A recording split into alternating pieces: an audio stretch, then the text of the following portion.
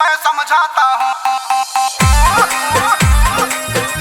जय हिंद। मैं समझाता हूँ। जय हिंद। मैं समझाता हूँ।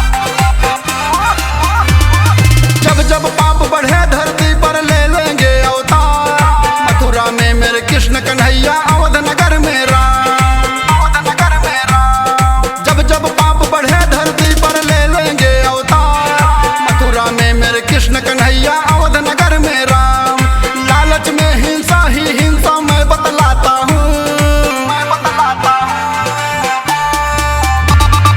धन्य है मेरा मानव जीवन मैं समझाता हूँ, धन्य है मेरा मानव जीवन मैं समझाता हूँ। अब जीने दो, जीने का मंजिल होगा रे आसान, हर 4 दिनों की चांदनी है फिर ये अंधेरी रात।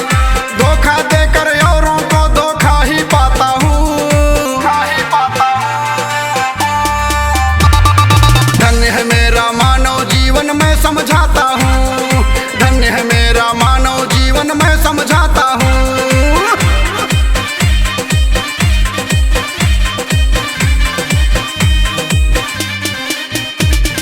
मैं समझाता हूँ।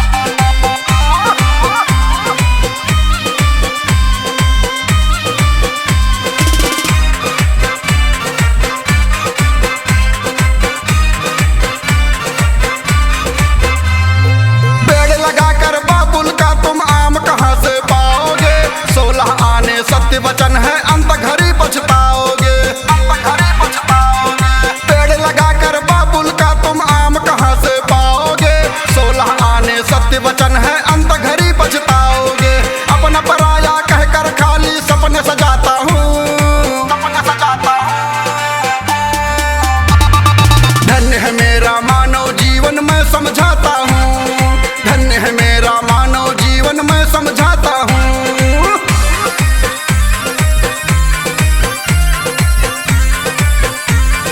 मैं समझाता हूँ।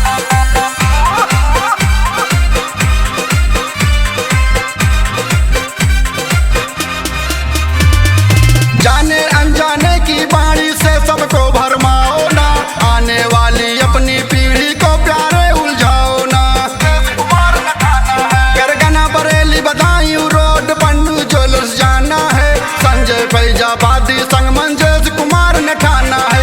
साईं शरण मीना सक सेना सच बतलाता हूँ, सच बतलाता हूँ। धन्य है मेरा मानव जीवन मैं समझाता हूँ, धन्य है मेरा मानव जीवन मैं समझाता हूँ। जब जब पाप बढ़े धरती पर ले लेंगे अवतार, मथुरा में मेरे कृष्ण कन्हैया,